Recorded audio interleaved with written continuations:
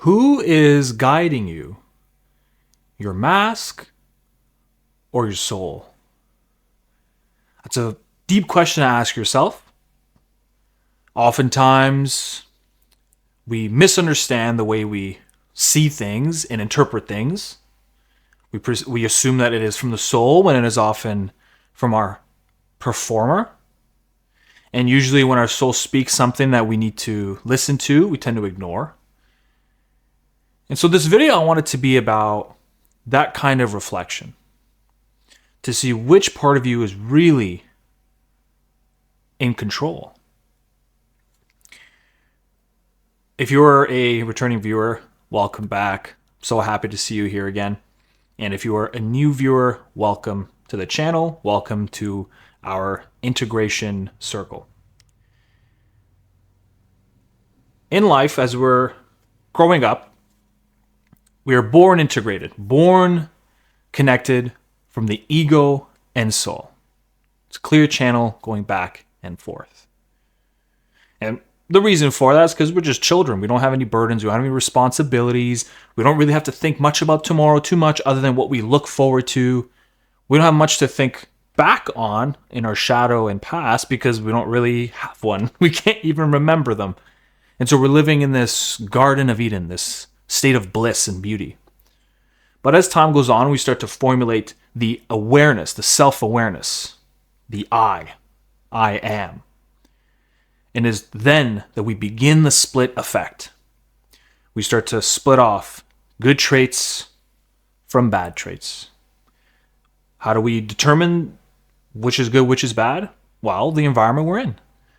What we were criticized for, what we were praised for. And of course, we have our own autonomous element as well, that we make our own decisions. But it is often in communication with the exterior, what is going on around you.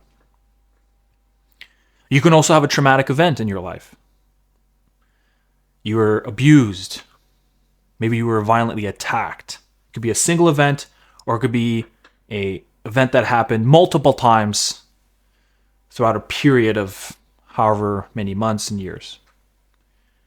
And these events, over time, formulate beneath your conscious awareness complexes. These complexes contain emotional knots of memories, pain, images, language that sit, fester, and if we ignore, often because perhaps we have to adapt to our moment, to the life we have right now. We don't have time maybe to contend with it, which oftentimes I believe we can, but certain circumstances don't allow for it. So we put them aside, put them on the shelf, get back to it later. In other words, there was a grieving period that we needed to have, but we didn't give ourselves that grieving period. So we stuffed it away, pushed it aside, continue moving forward. Or perhaps there were certain traits that we deemed negative. We reject them, disown them, abandon them. But, it's not like an item you can grab and throw out, so it sits. And when it sits, it bunches up.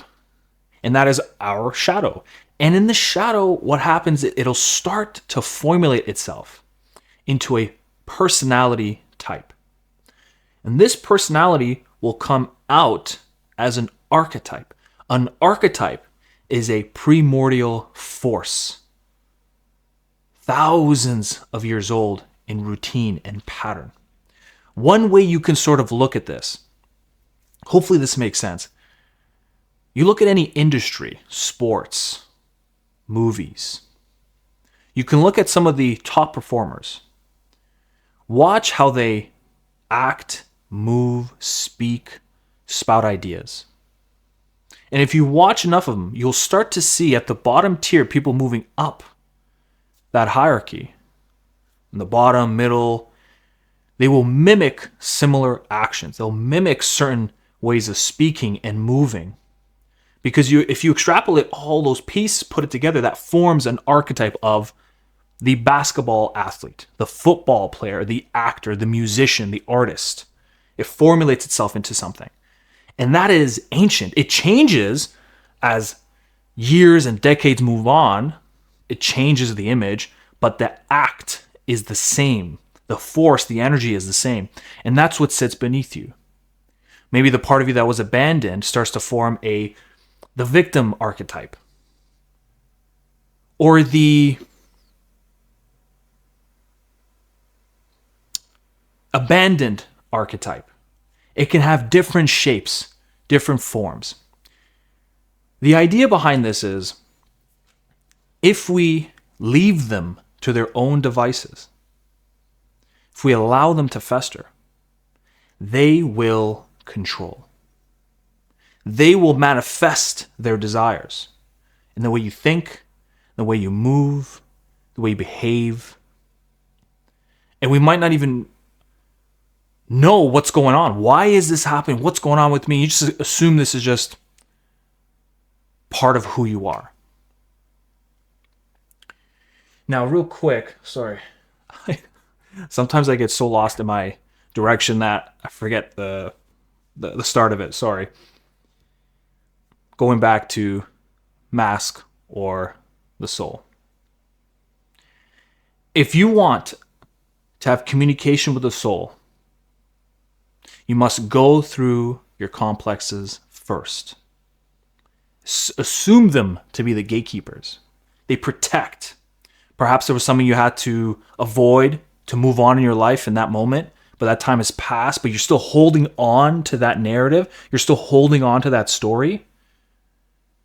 Perhaps it's time to look. Perhaps it's time to bring it forward. And I'm going to give you a small strategy, a guide that can help you navigate this, called my 3-6-1 principle. 3 years, 3-2-1. 3 years, 2 or 6, either way I think it's fine. I've adapted it over time, but 3-6-1 or 3-2-1. 3 years.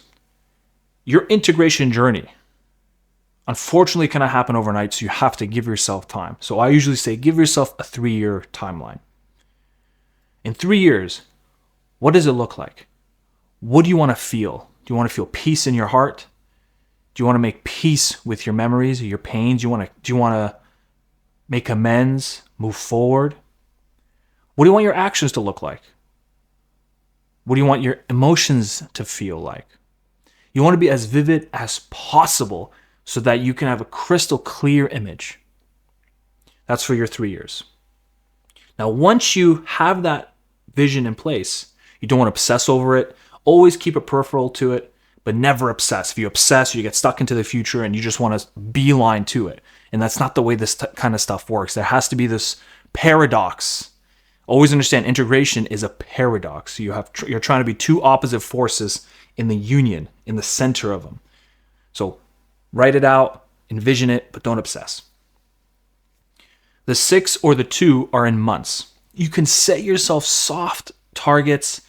I'm not a big believer in hardcore putting something in and you have to achieve it.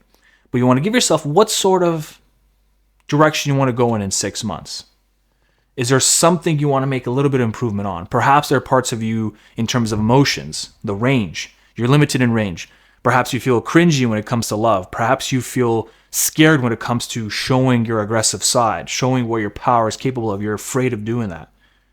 Perhaps it's one thing you can take, make 1% improvement for that 6 months. You can give yourself some level of target, but be open to shifting it. The most important thing is you have the intention to move towards the ego-soul integration. Then you have your daily sandwich, as I call it. And no, this is not the sandwich you eat, unfortunately. The daily sandwich is a daily practice to move you towards it. It's a very simple, elegant practice. Wake up in the morning, first thing you do is give yourself some mantras. And the mantras have to be in relation to your 6 or 2 month target. By the way, you can make it 2 months or 6 months, totally customizable, whatever is going to fit for you when you need it. And that is the mantra portion. So you wake up, you give yourself, I'm going to do X, Y, and Z, and I want to move towards it. And the idea behind the mantra is don't make it task-based. Make it intention-based. What are your intentions? What do you want to go for? I want to be able to express a little bit more my love today. I always find it cringy, so I'm going to allow myself to flex that muscle just a little bit whenever I have the opportunity, but I'm not going to be berating myself if I don't do it. but I am going to reward myself if I do. The mantra has to be in relation to your 6, 2, and 3-year vision for your life. It can be task-based, but you'll find you'll get bogged down. And you'll get so obsessed about hitting markers and targets, not the goal. So be very wary if you do that. Be very cautious if you do that. But by all means, if that works for you, go ahead. That's no problem.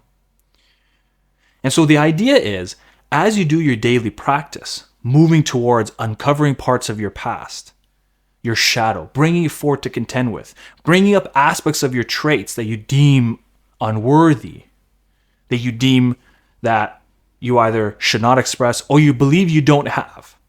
Courage, discipline. Because, we have shadows that are negative traits, but we also have shadows that are positive traits that we don't believe we have.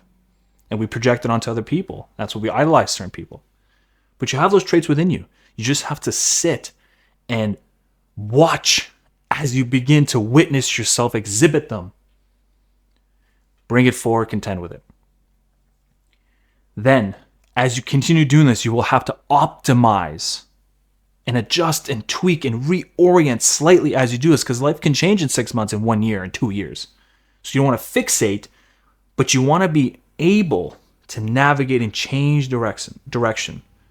You're a captain on sea, and you're moving towards this island. And as you're moving towards it, sometimes it changes, sometimes it tells you to go here. Follow that soul, follow the intuition in relationship with your ego. This way you don't just fly off a cliff. If this resonated and you want to work deeper on the topic of identity loss and integration of your ego and soul, and you want to have guidance and mentorship from me personally, click the button below and book a call. It would be my absolute pleasure to share space with you and to get to know you and just see who you are behind the performer, which is something I deeply love to do and hopefully get to meet if that's the right time. If it's not the right time for you to make a call right now, that is absolutely no problem. Click the second link below. It'll send you over to my newsletter page. It's my monthly newsletter, and as a thank you for signing up to it, I'm going to send you my 3-step identity rebuilding guide. It's a toolkit you can use to help you navigate through identity loss and move towards an ego soul integrated lifestyle.